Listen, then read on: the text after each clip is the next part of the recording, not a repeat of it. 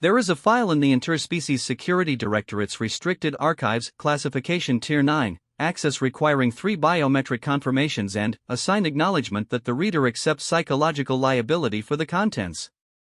The file is not about a weapon.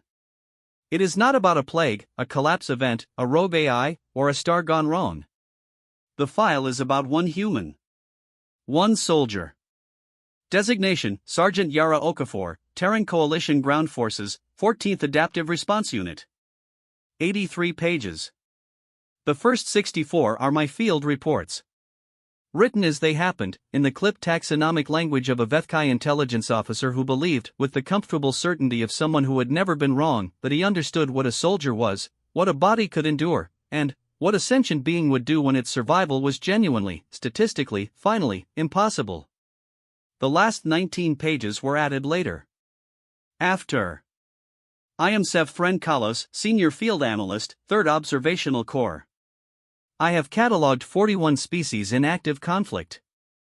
I have watched civilizations make their last calculations and accept their correct endings with the dignity my people call Velsharath, the grace of the rational surrender. I had never, before Okafor, met a species that simply had not developed the concept. This is not a story about human strength.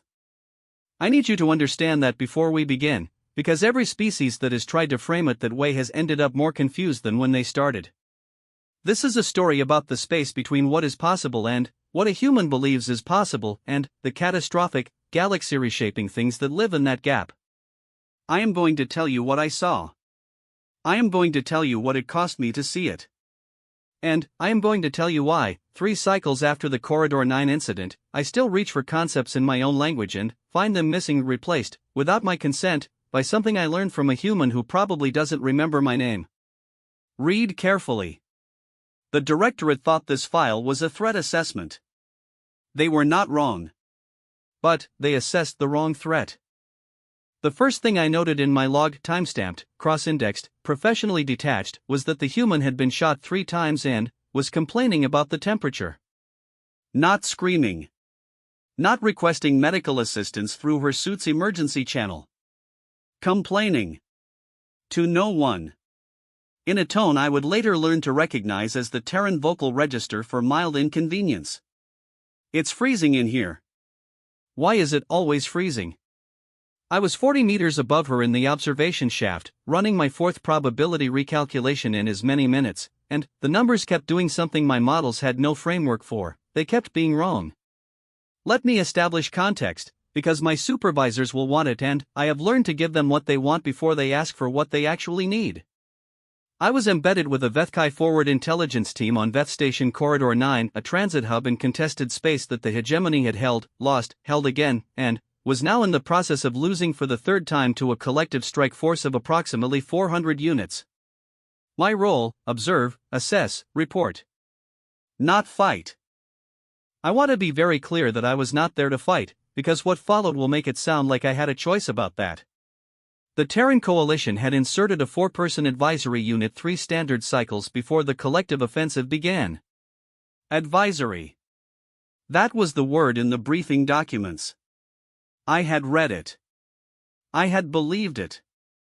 I had even written a report noting that the human advisory unit's presence represented a low-impact variable in the overall engagement calculus. I want to find that report.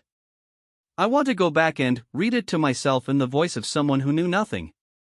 The collective breached the outer lock at 0340 station time. By 0347, they had cut through the secondary bulkhead, neutralized the Vethkai garrison at the checkpoint, and were advancing along 3 parallel corridors with the mechanical efficiency of a species that had spent 600 cycles perfecting the art of removing other species from places they wanted. By 0351, my probability models gave the station a 9% survival margin. By 0356, 3 of the 4 human advisors had somehow made that number go up. I am going to tell you about the first thing Sergeant Okafor did, because it is where my professional troubles began. The Collective Advance Unit, 12 soldiers, Thresh pattern assault configuration, the kind of formation that had ended 4 species' military presence in the corridor, pushed through Bulkhead 7 at a run. They had sensor mapped the corridor ahead. No hostiles. Clear advance. This was, according to every tactical model available to both the collective and, I am somewhat embarrassed to note, my own assessment team, the correct red. Okafor had spent the previous 11 minutes lying face down in the maintenance crawlspace above the corridor. Not moving. Not transmitting. Apparently not doing anything that any of my sensors, calibrated for lifeform detection at standard biological output, had flagged as significant. I did not know she was there until she dropped. The collective point unit had no warning either. One moment, clear corridor, textbook advance.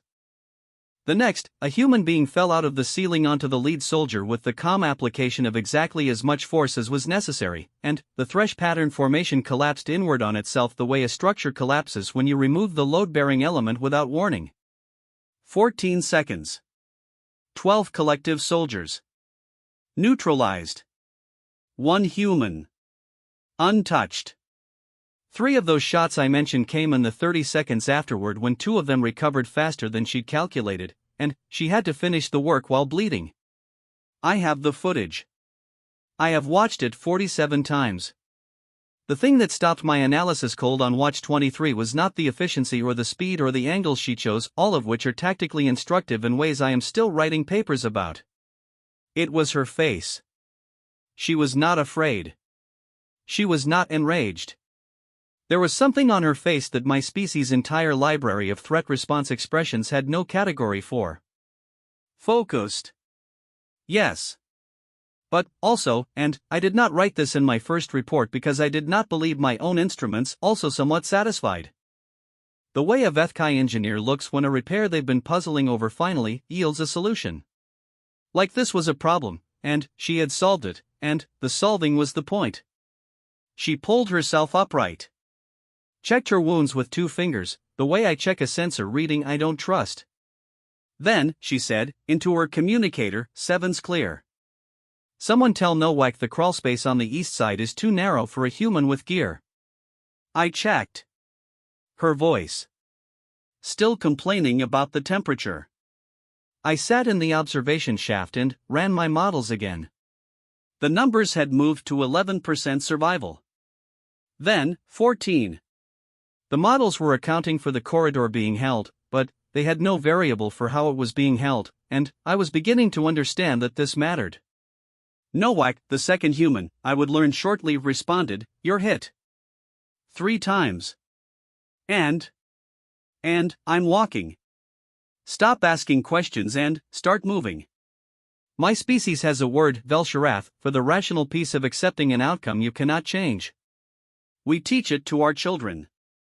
We celebrate leaders who achieve it swiftly. In the VethCai taxonomy of mature sentient behavior, Velsharath is the mark of an evolved mind, the ability to calculate correctly, accept the calculation, and stop spending energy on the irrational. Okafor was calculating. I could see that. She was precise, methodical, clearly intelligent. She had simply arrived at different numbers. I opened a new log file. I labeled it, Anomalous Assessment Human Unit, Corridor 9. I noted the time, the engagement outcome, the physiological data my sensors had managed to capture. I noted that the human had sustained 3 puncture wounds consistent with thresh pattern flechette discharge, that her suit's medical layer had sealed the exterior damage, and that she was moving with the full gait of an uninjured soldier. I noted that her bones had not broken. I had run the force calculations. They should have. I did not write what I was beginning to think, because what I was beginning to think did not fit in a report. The next 4 hours were the longest of my professional life, and I have had a very long professional life. The collective's offensive was designed for a specific scenario, a garrison that would fight, suffer attrition, realize the math, and either surrender or scatter. This is the scenario that ends most engagements in the corridor. It is how conflict works when the participants are, and I use this word with precision, rational. What the collective did not have in their scenario models was a 4-person human advisory unit that appeared to treat the entire tactical situation as a puzzle they were personally invested in solving incorrectly. Okafor held Corridor 7. Corporal Ferreira, the third human, a compact man with a mechanical arm that he had apparently modified himself, using components from at least 3 different species equipment, which I filed under should not work, does work, do not know why, took the maintenance hub.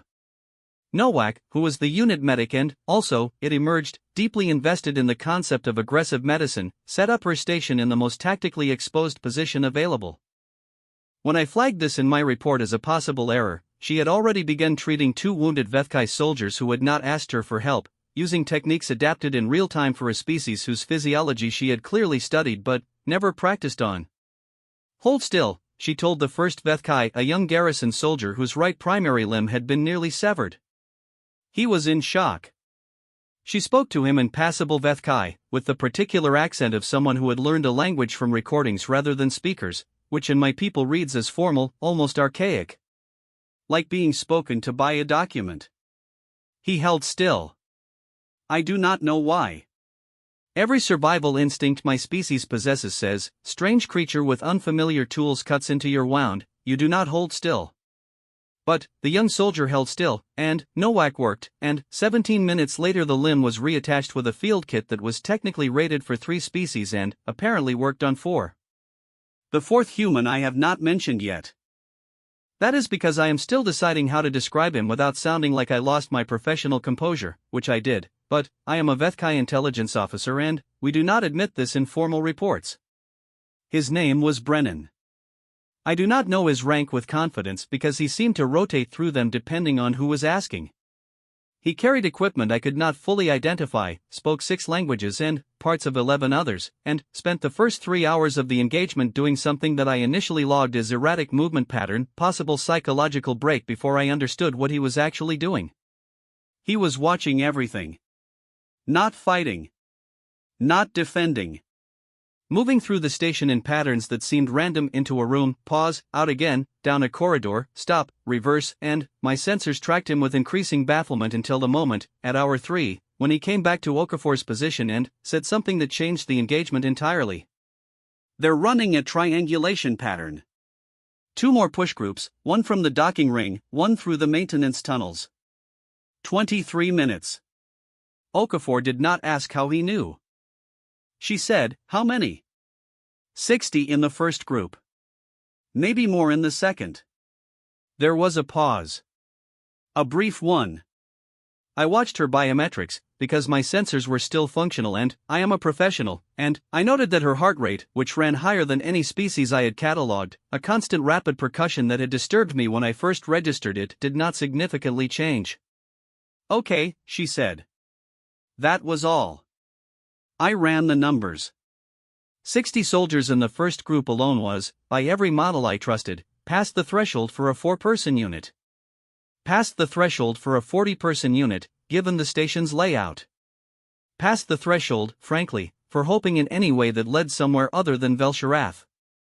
The Vethkai officer beside me, a commander named Velthren Sora, my actual supervisor, who had spent the last 3 hours watching my reports grow increasingly uncertain, said, they'll withdraw now. I said, I don't think they will. The math, I know what the math says. A pause. The station hummed around us. Somewhere below, I could hear Ferreira doing something mechanical to a piece of equipment that had not been designed to be modified. Should I file a revised probability assessment? Velthren Sora asked. I looked at the sensors. At the 4 small human signals moving through the station. At Okafor, who had taken the 3 minutes since Brennan's report to eat something from a packet she carried in her suit, I had analyzed it later. It was a dried fruit preserved in a concentration of sugars that would register as mildly toxic on a Vethkai metabolic chart, and was now cleaning her weapon with the methodical attention of someone servicing a tool they planned to keep using. I don't know what to file, I said. Velthren Sora looked at me with the particular expression my superior uses when she is deciding whether to be concerned about me professionally. I have seen it before. I saw it considerably more that day. Write what the sensors show, she said. The sensors showed a human being eating something poisonous for breakfast before 60 soldiers arrived to kill her, and doing so with the expression of someone mentally reviewing a checklist. I wrote, unit maintains combat readiness. Assessment ongoing. The 23 minutes passed the way time passes when you know something is at the end of it. Brennan's count was off by 4 minutes and approximately 15 soldiers. In the wrong direction. The docking ring group came in hot, and I mean that in the Terran sense, which I had learned by then, the sense that means aggressively and with intent rather than the Vethkai meaning of elevated thermal signature. 74 collective soldiers, thresh pattern heavy, 3 fire teams moving in coordination that would have been textbook if the textbook had been written for an opponent that used cover and retreated under pressure. Okafor did not use cover. I need to explain this carefully because it sounds irrational, and it was irrational and it worked, and those 3 things being simultaneously true is still, 3 cycles later, something I find uncomfortable. She moved toward them. Not a charge. Not a reckless sprint. She moved like something on a controlled trajectory, like a Vethkai orbital insertion, that particular angle where the math says this is the only path that achieves the objective without incineration, and the collective soldiers formation did exactly what a formation does when the target doesn't respond to the stimulus it was designed for. It hesitated. 4 seconds of hesitation. A human being walking towards 74 soldiers while bleeding from 3 wounds, weapon up, face doing that thing again, that focused, satisfied, solving a problem thing, and the formation that had been designed to end this engagement hit a 4-second pause it had not planned for. Ferreira came from the left. A door that shouldn't have opened. I would learn later that he had rerouted the panel from the maintenance hub using components from 2 of the collective soldiers Okafor had neutralized earlier, which is the kind of sentence I am still unpacking, and the fire team on that side found itself dealing with a new geometry. Nowak was behind Okafor. 20 meters back. Not fighting. Watching. She had done this, I had not noticed until now, for every engagement. Watching, with the calm focus of someone memorizing. Brennan was nowhere I could find on sensors. Then, he was everywhere. I cannot fully reconstruct what Brennan did in the next 11 minutes.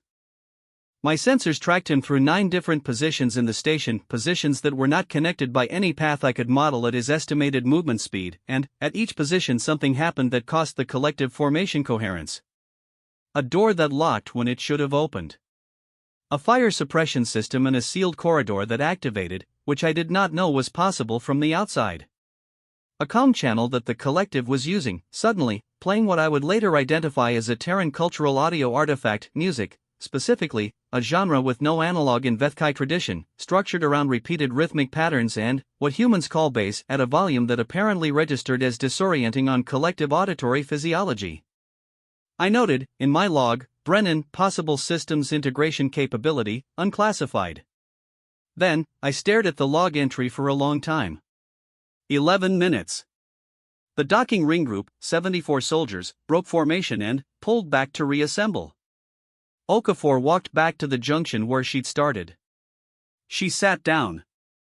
Not dramatically. The way something sits when it has been running on a fuel source that has been gradually depleting and has reached the moment of mandatory rest. She put her back against the bulkhead. She checked her wounds again, 2 fingers, same diagnostic gesture as before. Then, she said, to no one, anyone got water? Ferreira, somewhere in the maintenance hub, in the kit. The kit is all the way over there. A pause.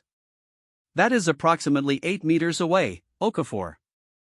I'm aware of the distance, Ferreira. Another pause. Then, the sound of a water container hitting the deck, sliding, stopping at her boot. She picked it up. She drank. She leaned her head back against the bulkhead and closed her eyes.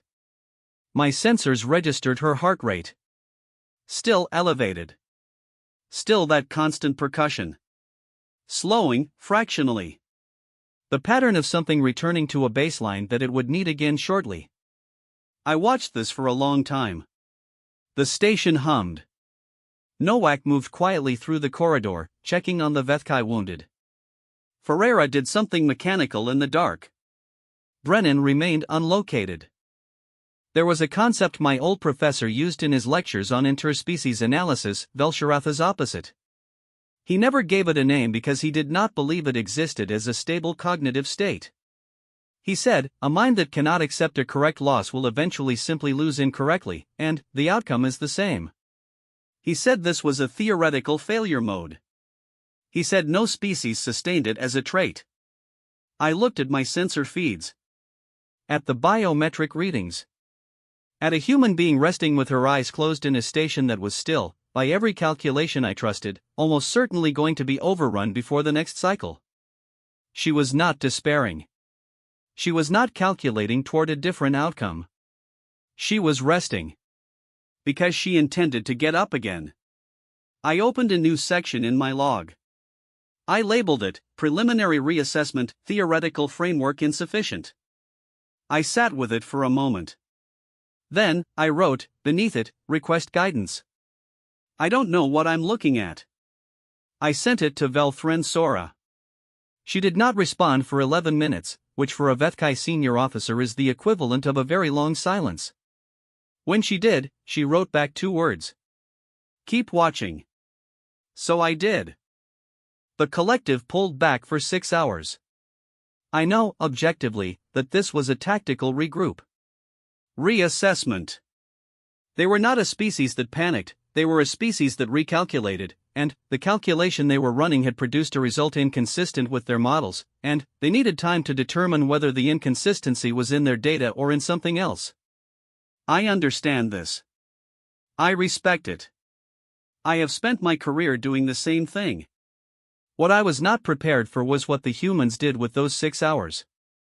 They slept.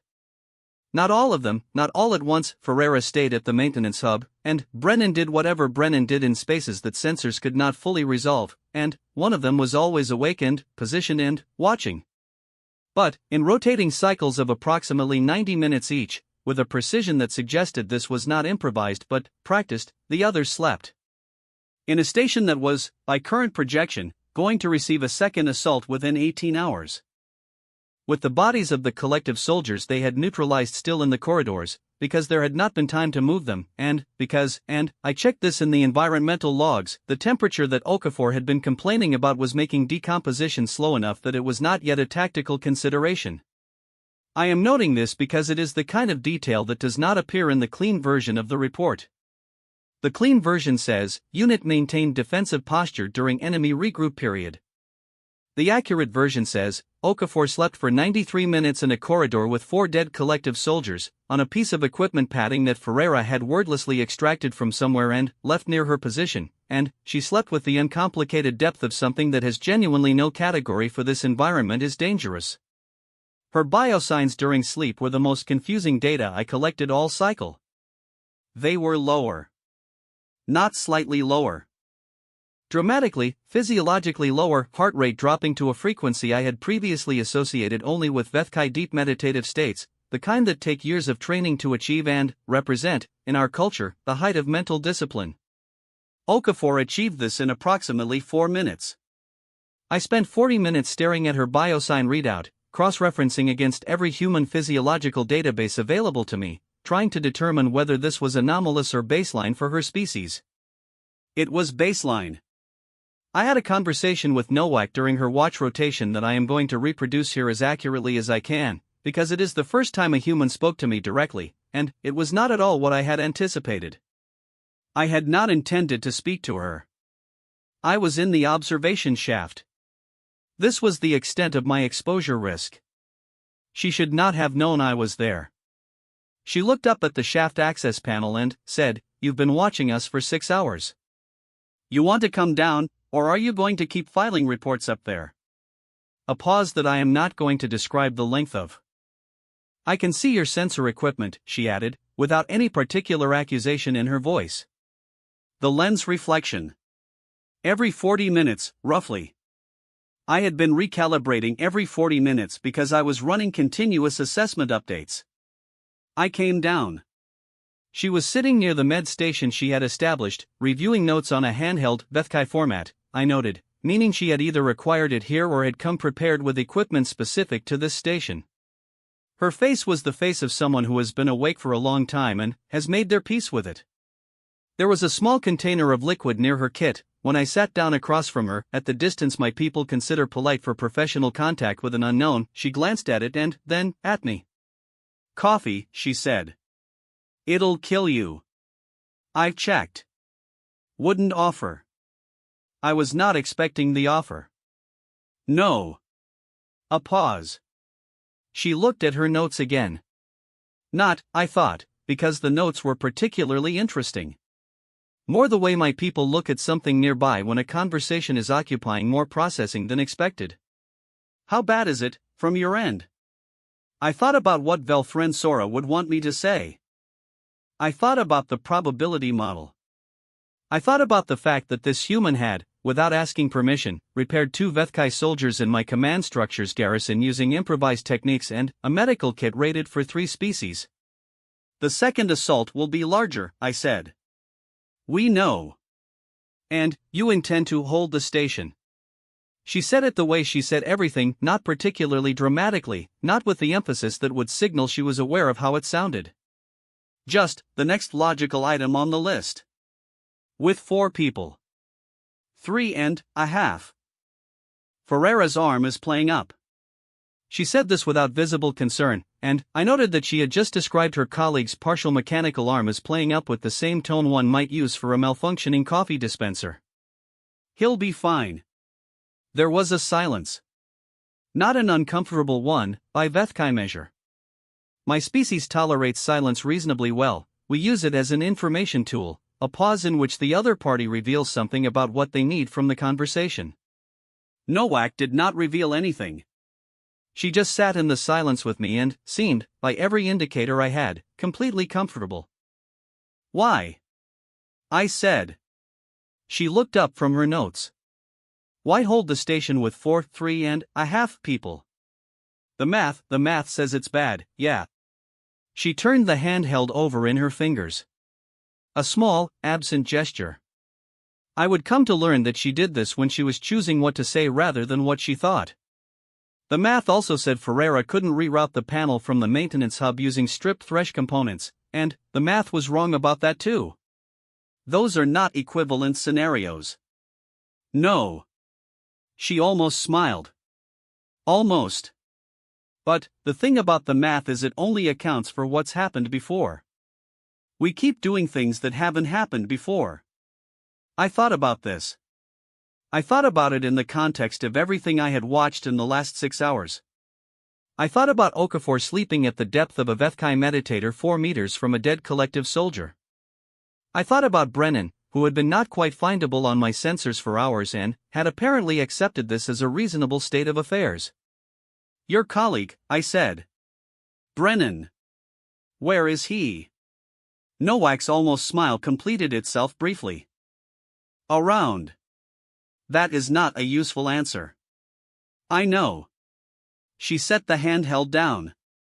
Met my eyes, directly, which in Vethkai culture is an act of either confrontation or extreme intimacy, and which humans apparently do as a default. He's checking the 3rd collective push group. There'll be one from the maintenance tunnels they haven't used yet. He wants to know how many. He's in the maintenance tunnels. Probably. With the collective holding the outer sections. Like I said. Probably. I looked at the wall. The wall had a maintenance access panel. Ferreira had opened it earlier. It did not look like a viable pathway for anything. It looked like the kind of space that exists because the people who built the station needed conduit access and did not otherwise plan for it. He'll be fine, Nowak said. The same tone she had used about Ferreira's arm. I did not write, in my log, that I was not at all certain Brennan would be fine. I wrote, Terran unit maintaining intelligence gathering operations. Details pending. Then, I sat in silence with Nowak for another 20 minutes while she reviewed her notes and I attempted to revise my probability models and failed because every time I got close to a number I believed, one of the 4 humans did something that erased it. At the end of 20 minutes, Nowak said, you should sleep. I am on observation duty. You've been on observation duty for 9 hours by my count. What's your rest cycle? Vethkai standard is 7 hours minimum, I know, I looked it up before we came. She had looked it up. Before they came. I filed this under a category I was developing called things humans do that have no equivalent in my preparation frameworks. You're not going to be useful to anyone in 4 more hours. Sleep. I cannot, I'll wake you if something happens. I looked at her. She looked back at me, direct, comfortable, in the way she did everything, without apparent awareness that any of this was unusual. "Why would you do that?" I said. She picked up her handheld again. "Because you're here and you're ours now."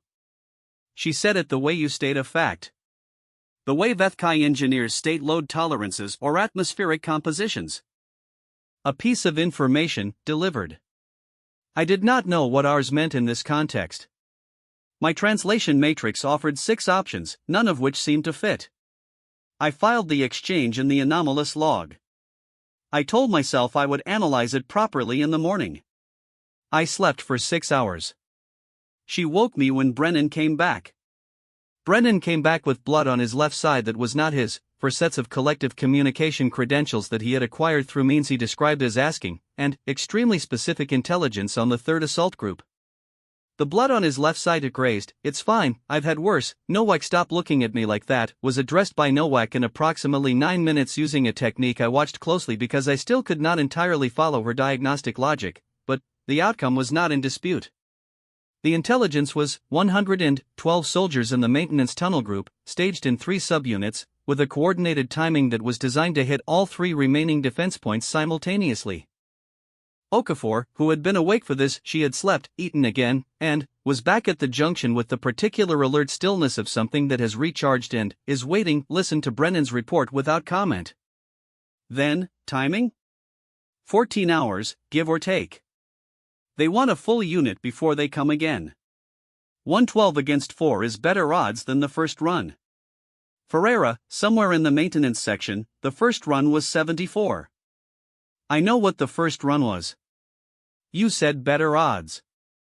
I meant relative to the second wave they're probably also planning. A pause. Allegedly. There was a silence that I had come to understand, over the last several hours, was the human equivalent of an entire conversation. Something was communicated.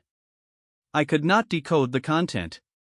I filed it under nonverbal interspecies communication, classification, unknown, priority, high. Then, Okafor said, "We're not holding 3 points against that. 1 point.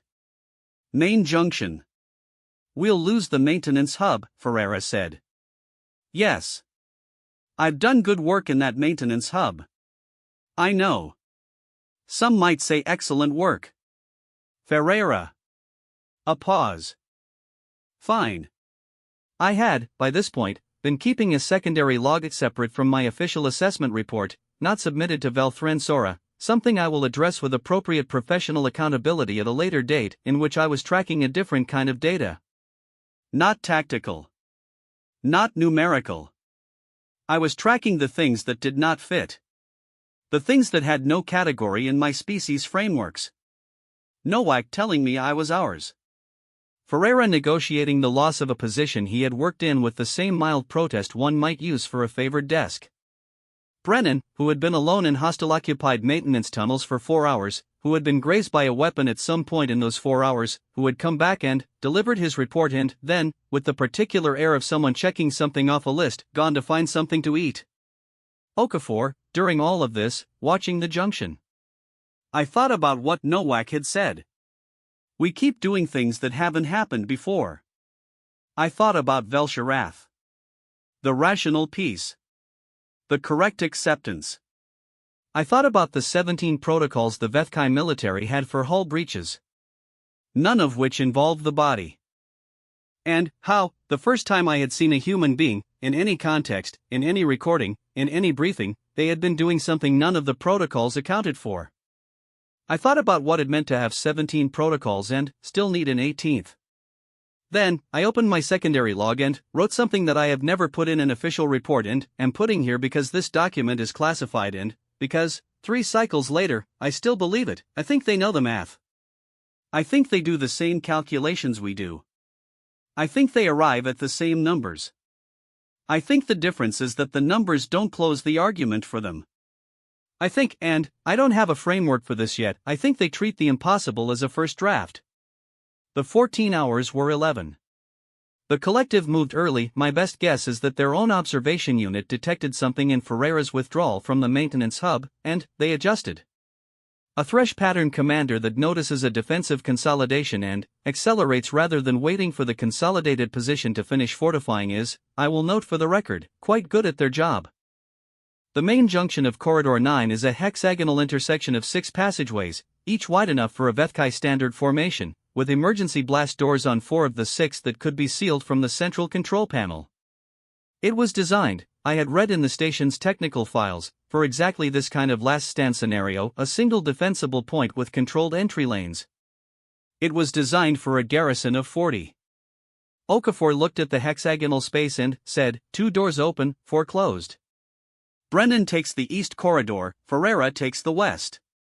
Nowak stays mobile, works the floor. Ferreira, what do you take? The middle. The middle is not a position. The middle is where people stand when they haven't decided on a position. Exactly. I would like to note that I understood what she meant by this, at the time, in some way that I was not yet able to articulate.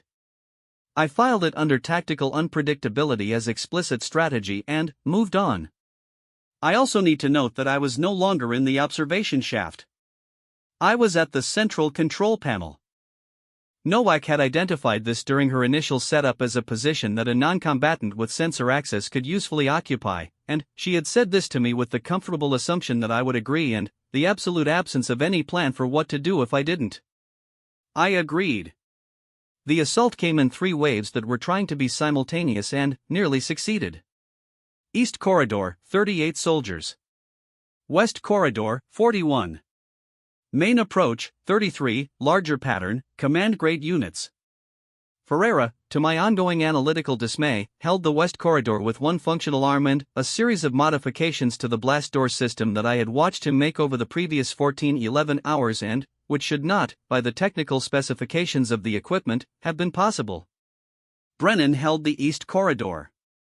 I am not going to describe how because I only have partial sensor data and the partial sensor data is genuinely confusing, and I have learned, with Brennan, to accept that the data will be confusing and the outcome will be fine.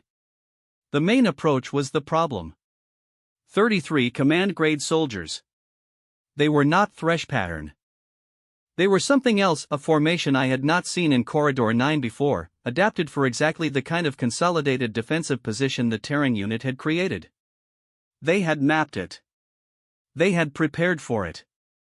They moved through the blast doors, which had been sealed, in under 4 minutes, which should not have been possible with standard equipment and was therefore not standard equipment, and I filed a note in my log labeled Collective Tactical Adaptation, Priority Review and had approximately no time to do anything else because the main junction was no longer a hexagonal intersection and was now a very loud, very close problem. Okafor was in the middle. She fought like, and I have spent considerable time trying to find an accurate comparison in Vethkai biological literature, and the closest I have found is from an obscure ecological survey of a Class 7 atmospheric world, describing a particular atmospheric phenomenon called a Vethstorm, which is not a storm in the Vethkai sense of precipitation but rather a localized pressure system that makes no sense by conventional meteorological models, that moves against the dominant airflow. That reinforces itself rather than dissipating under resistance, that other weather systems cannot predict because it does not respond to the stimuli that all weather systems respond to. She fought like that.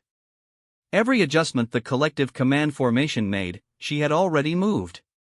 Not predicted, she did not have the sensor data I had, could not have known their subformation movements with the precision required for prediction. She was reading something else. Something in the geometry of how they moved, maybe, or the hesitation patterns, or something I do not have instruments for. I held the blast doors open on the approach corridors at exactly the moments she needed them open and closed them at the moments she needed them closed, and I did this not because I had been briefed on the tactical plan, I hadn't, but because I was watching her and, after 9 hours of watching her I had begun, without deciding to understand the rhythm. I would like to be clinical about this. I would like to file it as tactical coordination through observed pattern recognition.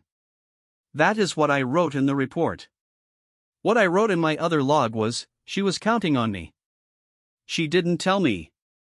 She just moved like I was going to do the right thing, and so I did the right thing, and I don't know when exactly I became part of this.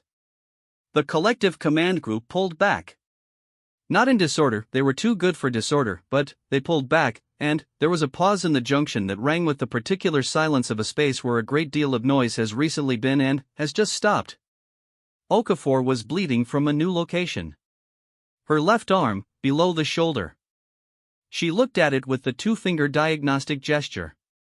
"Sev," she said. She used my name. I had not told her my name. Nowak must have. I filed this somewhere that I did not have a proper category for. "Yes," I said. "How many did we lose?" "You did not lose anyone." A pause. She looked at the left corridor, where Ferreira was doing something with the blast door controls. At the east passage, where Brennan had appeared, uninjured, with the particular expression of someone returning from an errand. At Nowak, who was already moving through the junction cataloging wounded. "Good," she said. She sat down against the bulkhead. She picked up the water container that was, I noticed, no longer near her position but appeared near her position because Ferreira had moved it there at some point during the last 40 minutes without saying anything. She drank. The station hummed. I looked at my probability models. They said 17% survival, revised upward. They said the collective had 2 more stage groups available, outside the station perimeter, waiting for orders. I looked at Okafor, who was resting again, with the same frightening physiological efficiency as before, heart rate dropping, body allocating resources for the next requirement rather than processing the current one. I opened my secondary log. I wrote, Day 1 assessment, revised. The numbers are not the problem. The numbers never were. I did not finish the thought. Velfren Soraya's channel opened in my earpiece.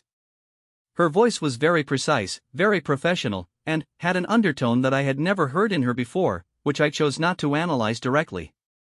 Savvy Coalition reinforcement is 18 hours out. Acknowledged. Can they hold 18 hours? I looked at Okafor. Her eyes were already closed. Yes, I said. And I did not run a model. I did not recalculate. I said it the way I had heard her say okay, like the conclusion of a thought that had started somewhere else and arrived, simply and, without ceremony, at a place where the answer was obvious. Velfren Sora was quiet for a moment. Your reports, she said carefully, have become somewhat unusual. I know. The analytical framework is I know. Another pause. Are you all right? She asked. I thought about Velsharath. About the correct piece. About the 17 hull breach protocols.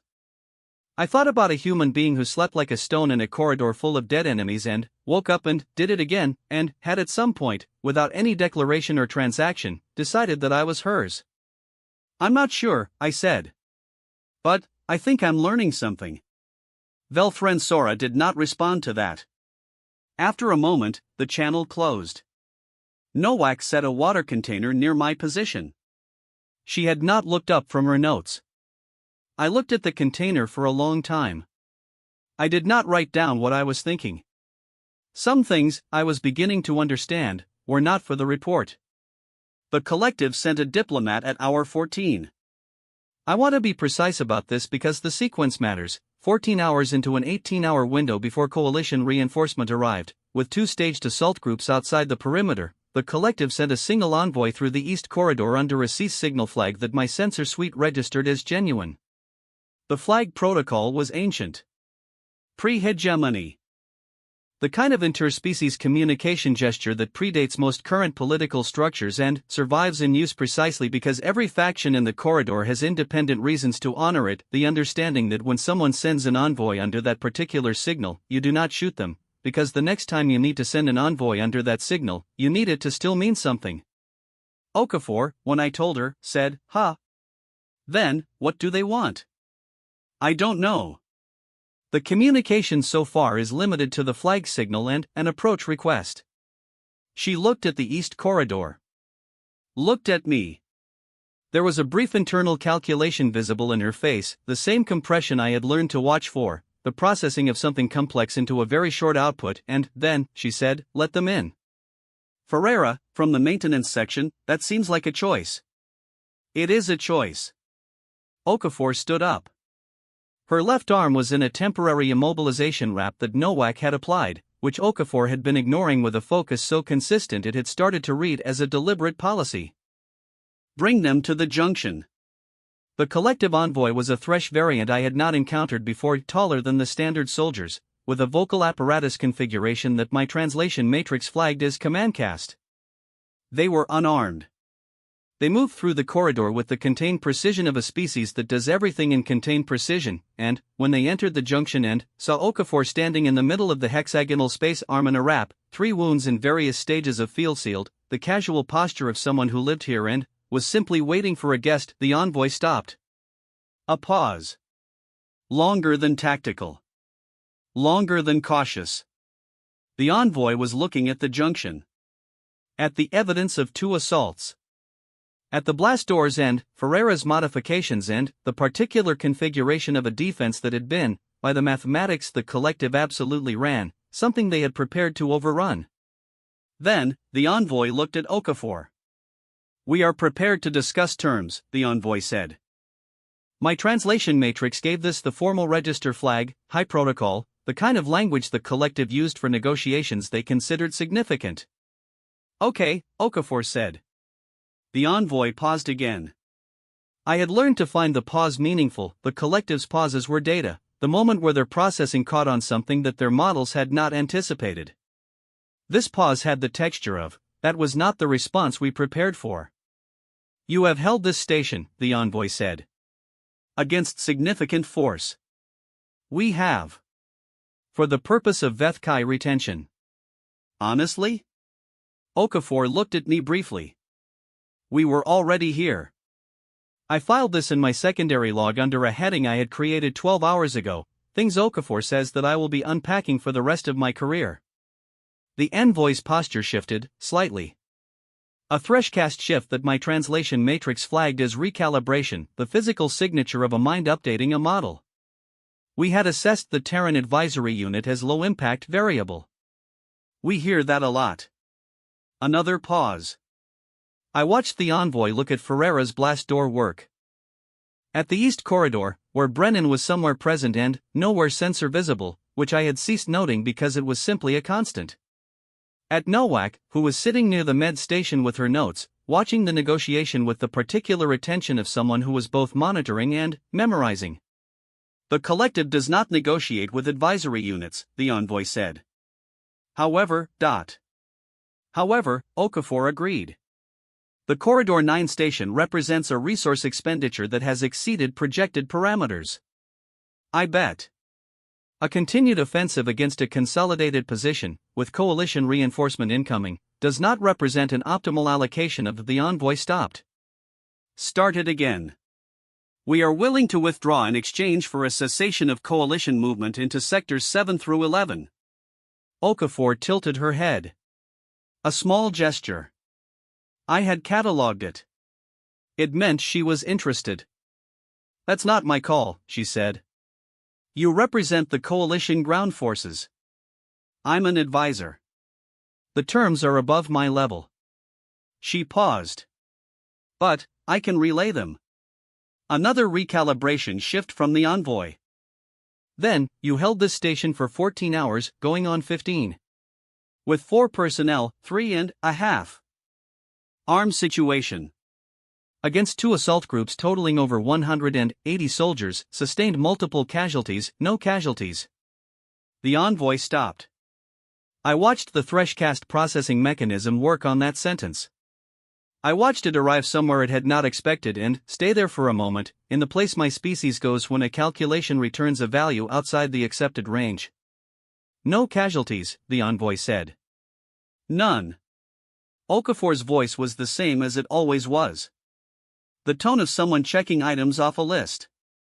Ferreira's arm, Brennan's graze, my situation, she gestured at her arm wrap. "Briefly, those are injuries.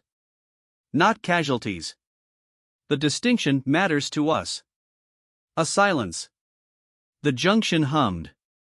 Somewhere in the maintenance section, Ferreira was doing something quiet and methodical. Through the blast doors on the sealed corridors, the distant rhythm of the station's environmental systems. The envoy looked at Okafor for a long time. I was watching the envoy's posture, because that is what I do, and what I saw was something I had not expected to see from a Threshcast command unit in a negotiation context. The closest word in Vethkai is devorin, which describes the experience of encountering a logical structure that is internally consistent but, built from premises your entire framework has been treating as impossible. The unsteadiness that comes not from threat but from the sudden, vertiginous awareness that your map of reality has a region you did not know was there. The envoy was experiencing Nevorin. Because of a distinction between injuries and casualties. Because of a human who had been shot 3 times on the first day and was now, on the second, standing in a junction she had defended twice and saying matters to us as though caring that her people were still alive was a tactical position she was prepared to defend. We will submit the proposal to Coalition Command, Okafor said. I'll advocate for sectors 7 through 11. Can't promise anything. The envoy said, you will advocate. Yes. For an enemy withdrawal agreement. For a practical outcome that doesn't require more people to get shot. A pause. From either side. I wrote in my secondary log, Okafor just offered to negotiate on behalf of the people who spent 2 days trying to kill her. I stared at that sentence for a long time. Then, I wrote beneath it, she doesn't seem to think this is unusual. Then, beneath that, I don't have a category for this. Then, after a pause, my people have Velsharath, the rational piece of a correct loss. We have Devorin, the vertigo of a map with new territory. We have Velkarath, the respect owed to a worthy opponent at the end of an engagement. I am missing a word. I have been missing it since the first hour of this assignment. I keep reaching for it and finding a gap in my language where it should be. The word for, the choice to end something because you care more about the people in it than about winning it. Humans have this word. I have heard it and not recognized it because I was not looking for it. I think the word is just enough. The collective withdrew at hour 16. Not a rout. Not a defeat, exactly, in the way that the collective counted defeat. They disengaged in the formation-precise manner of a force that had made a calculation and executed it, which was true and was not the whole truth, and I noted both in my report. The coalition reinforcement arrived at hour 18. 40 vessels, 3,000 personnel, the particular organizational machinery of a large force preparing to hold and expand a position. They came into a station that was already held, already functional in its essential systems, and that had approximately 43 square meters of blast door paneling that worked on principles that were going to require a specialist review. The coalition ground commander, a tall woman with the careful eyes of someone who had learned to check reports against what she actually saw, walked into the main junction and looked at Okafor. Okafor said, "Hi, Colonel." The colonel looked at the junction. At the evidence of what had happened in it. At the blast door modifications, at Nowax Med Station, at Ferreira, who was still, with tireless commitment, doing something mechanical in the maintenance hub. Then, she looked at me. "Intelligence officer," she said. "Senior field analyst, Vethkai 3rd Observational Corps. Embedded with the garrison. How are you?" I thought about how to answer this. I thought about the 43 hours since the collective breached the outer lock. I thought about 6 hours of sleep I had been given as a fact rather than offered as an option.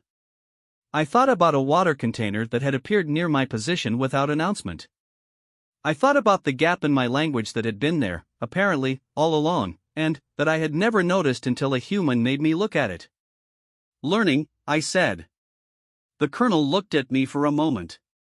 Something moved in her expression, something I was not skilled enough to read precisely, but which had the quality of recognition. Like she had heard this word, in this context, before. "That's usually how it goes," she said. "The after-action reports took 11 days. I wrote mine in 2 versions, the official assessment, which is accurate and professional and will serve the Directorate's purposes, and the other document, which is the one you are reading now, and which I wrote because there are things in the official report that are true but not the whole truth, and I have decided that the whole truth matters. The whole truth is this: the Vethkai have a concept we call Velsharath, the rational peace. The correct acceptance. The wisdom to see an outcome and stop spending energy on its reversal. We are proud of this concept. We teach it to our children. We give it to our leaders as a standard. It is, in our taxonomy of mature cognition, one of the marks of an evolved mind. I still believe this. I also believe, and this is new, and it cost me something to arrive at it, that we have not been entirely clear about what we are asking when we ask for Velsharath. We say we are asking for wisdom, for rationality, for the efficient allocation of cognitive resources. But sometimes I think we are asking for something simpler. We are asking for permission to stop. And humans do not ask for that permission. They do not believe they need it. They have looked at the same mathematics we have. I have watched them. I have the sensor data. They run the numbers, and they have decided that the numbers are a starting point, not a conclusion. This is not irrationality. I need to be very clear about that, because my supervisor's first reading of these notes described the human approach as irrational persistence, and she is wrong. It is a different kind of reason. A kind that builds its conclusions in a different order. Most species, my own included, reason forward. Here are the facts, here is the extrapolation, here is the outcome, here is the correct response. The outcome is the anchor. Everything flows toward it. Humans reason sideways. Or maybe backward. Here is what I will not accept. Here is why I will not accept it. Now find me a path. The outcome is not the anchor. The refusal is the anchor. And they are remarkably, stubbornly, sometimes infuriatingly good at finding paths from a refusal. I do not know whether this is better or worse than Velsharath. I have thought about it for 3 cycles and I do not have an answer. I suspect the answer is neither, and both, and that framing it as a competition between 2 approaches is itself a Vethkai habit I am going to have to examine. What I know is this: Sergeant Yara Okafor held a transit hub with 3.5 people against a force that had no reason to expect failure, and she did it not because she was more powerful than them, not because she was strategically superior in every dimension. She wasn't, Brennan was, but she wasn't, but because at some point in her assessment of the situation she had located the thing she would not accept and had built everything else around that refusal. She would not accept losing her people. That was the anchor. Everything else was paths. I filed my official report. I submitted the collective negotiation transcript. I attended the debrief. I answered questions with professional precision and appropriate brevity. Then, I found Okafor in the station's mess, 3 days after the reinforcement arrived, while the coalition administrative machinery was still sorting itself out around her. She was eating something she had apparently produced from her personal kit, because she had looked at the coalition rations and made a face that I now knew meant not useful for current purposes. The something smelled strongly of the capsaicin compound that Terran biology processes as a sensory experience and Vethkai biology processes as a warning. I sat across from her. At a distance that had been, 43 hours ago, the polite professional distance for unknown interspecies contact. I sat at the distance Nowak had sat from me when she had said "You're ours now." Okafor looked at me. A brief assessment. "How are your reports?" "Complicated," I said. "Sounds about right." A pause. The mess was busy coalition personnel, a handful of surviving garrison soldiers, the constant operational noise of a reclaimed position. Somewhere in it, Brennan was visible for once, talking to 2 coalition officers with the air of someone imparting information that was not going to make their day simpler. Ferreira was eating with his functional arm and ignoring his modified arm, which was resting on the table and occasionally flexing in what I had determined was a calibration cycle, not a sign of distress. Nowak was reading. "Can I ask you something?" I said. Okafor set down her container. The gesture she made before she chose what to say rather than what she was thinking. Then, "Sure. At the junction. The second assault. You moved toward them." "Yeah." "The formation was designed for a target that would hold position or retreat." "Yeah." "You knew that." She looked at me with the expression I had catalogued as acknowledging an accurate observation without being particularly impressed by the observation itself. "I knew that." "So I stopped. I was trying to find the language and coming up against the gap again. The missing word. You chose to give them a wrong map. Something shifted in her face. A small shift. The kind that would not have registered on my sensors if I had not been watching her face for 43 hours and learned what to look for. That's a good way to put it, she said. I've been thinking about it. I can tell. She picked up her container again. You want to know the thing that most species get wrong about us? I waited. I did not do anything as undignified as lean forward, but the accurate account of my posture at that moment would note an orientation change consistent with heightened attention. They think the thing that makes us hard to kill is that we don't know when to quit. She turned the container in her hands. The absent gesture. That's not it. We know when to quit. We just a pause, brief, searching, we make the calculation and, then, we make another one. Same data. And, we ask ourselves, what if the data's wrong? What if there's a path we haven't mapped yet? And, then, we go find out. She set the container down. We're not stupid, she said. We know the odds. The thing is, odds are just a description of what's happened before. The mess continued around us. Ferreira's arm completed a calibration cycle. Brennan said something to the coalition officers that made one of them laugh and the other one look like they needed a moment. I thought about the gap in my language. I thought about the word I had been reaching for since the first hour and not finding. I thought about a word that was not Velsharath, not Thevorin, not Velkarif. A word for the choice to treat the impossible as a first draft. We don't have a word for that, I said. In Vethkai. Okafor looked at me. Direct. The way she looked at the collective envoy, the way she looked at a locked blast door, the way she looked at things she intended to understand. What word would you use if you did? I thought about it. I sat in the thinking of it, which took longer than I expected, and she let it take as long as it took without filling the space, because she was better at silence than I was and knew it and did not use it against me. I would use, I said eventually, Velthren Aroth. She tested the sounds. A soft attempt, vowel slightly wrong in the way that someone sounds when they have learned a language from recordings rather than speakers, which in Vethkai reads as formal. Almost archaic. What does it mean? It doesn't mean anything yet. I made it up just now. She looked at me.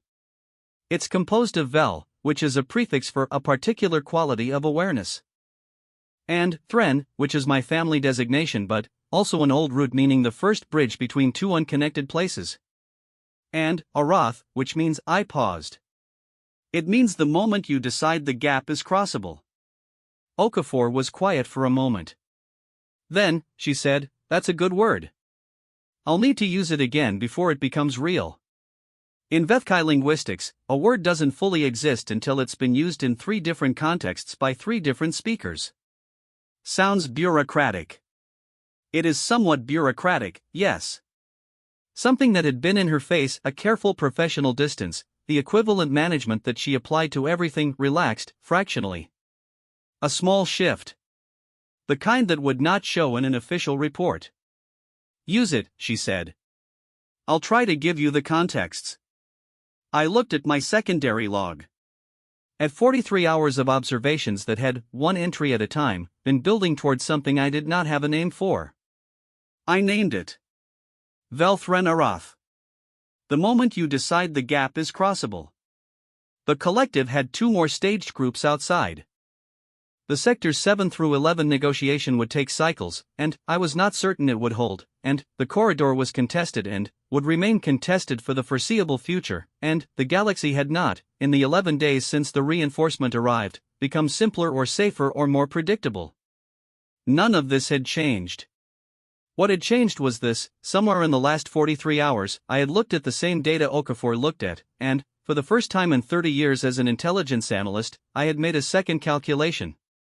Same data. Different question. I had asked, what if the data's wrong? What if there's a path we haven't mapped yet? I did not know if this was wisdom or something else. I did not know if I would regret it. I did not know if Velthren Sora, reading my reports, was going to have a professional conversation with me about the integrity of analytical distance. I knew that there was a word in my language now that had not been there before. And I knew who gave it to me.